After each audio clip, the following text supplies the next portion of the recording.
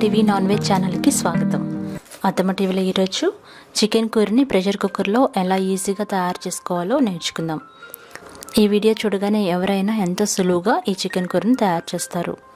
దీని తయారీ కోసం కావలసిన పదార్థాలు: కోడి మాంసం 1 కేజీ, చిన్నగా కట్ చేసుకున్న ఉల్లిపాయ 1, పచ్చిమిరపకాయలు 2, అల్లం వెల్లుల్లిపాయ పేస్ట్ 1 టేబుల్ స్పూన్, కారం 4 టీ స్పూన్లు, పసుపు 1/2 టీ స్పూన్, ఉప్పు తగినంత, జీలకర్ర 1 టీ స్పూన్, కరివేపాకు 2 రెమ్మలు, ధనియాల పొడి 2 టేబుల్ స్పూన్లు, గరం మసాలా పొడి లేదా చికెన్ మసాలా 1 టీ స్పూన్, నూనె 3 టేబుల్ స్పూన్లు, కొత్తిమీర గుప్పెడు, మిరియాలు 10, ఇది ఆప్షనల్, పెరుగు 1 టేబుల్ స్పూన్, వేయించుకున్న జీలకర్ర పొడి 1/2 టీ స్పూన్. ఇప్పుడు తయారీ విధానం నేర్చుకుందాము. ముందుగా చికెన్ని శుభ్రంగా కడుక్కొని అందులో 2 టీ స్పూన్ల కారం వేసుకోవాలి. ఇక్కడ నేను ఇంట్లో ఆడించిన కారం వేస్తున్నాను కాబట్టి ఇంకాస్త ఎక్కువ వేస్తున్నాను.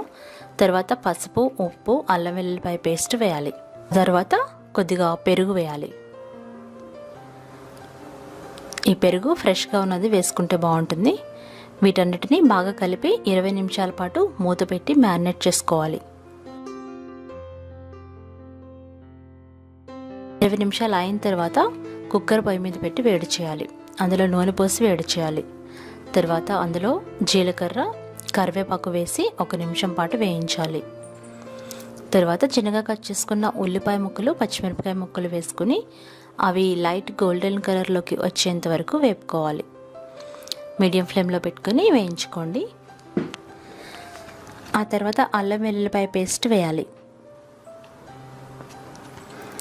ఇది పచ్చివాసన పోయేంత వరకు వేయించాలి. ఇప్పుడు అందులో మ్యారినేట్ చేసి పెట్టుకున్న చికెన్ని వేయాలి. చికెన్ని వేసి ఒకసారి ఈ ఉల్లిపాయ ముక్కలు బాగా కలిసేలాగా కలపాలి.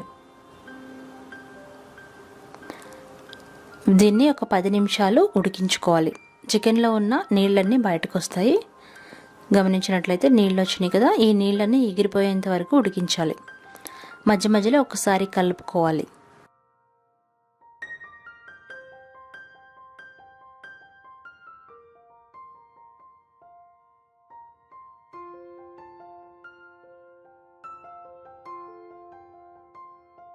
చికెన్లో ఉన్న నీళ్ళన్నీ ఎగిరిపోయిన తర్వాత మిగతా కారం, పసుపు, ఉప్పు వేసుకోవాలి. స్పైసీగా ఉంటే కారం తగ్గించుకోవచ్చు. ఆ తర్వాత వేయించుకున్న జీలకర్ర పొడి 1 టీ స్పూన్, ధనియాల పొడి 2 టేబుల్ స్పూన్లు వేయాలి.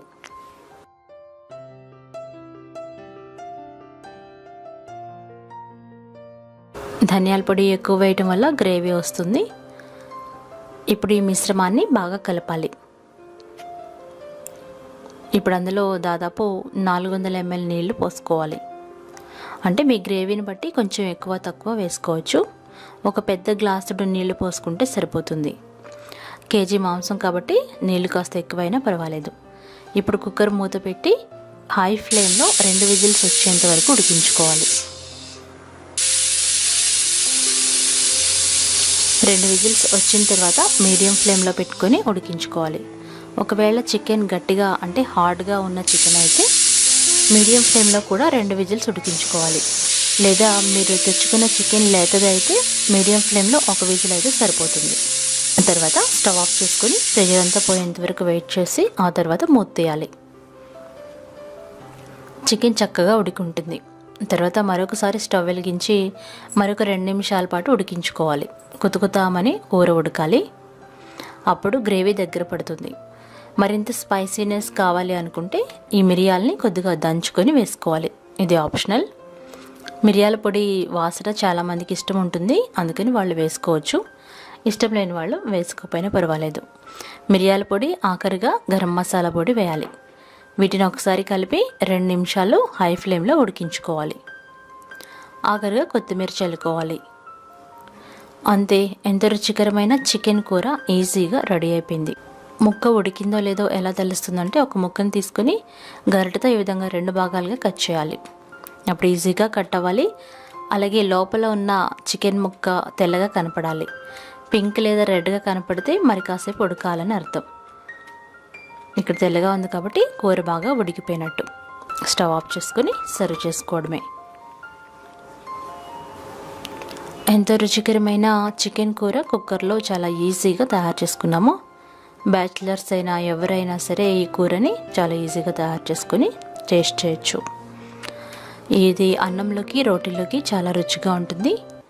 మరికొన్ని రుచికరమైన నాన్ వెజ్ వంటకాలని ఈజీగా నేర్చుకోవడానికి అత్తమ్మ టీవీ నాన్ వెజ్ ఛానల్ని సబ్స్క్రైబ్ కాగలరు. ధన్యవాదములు.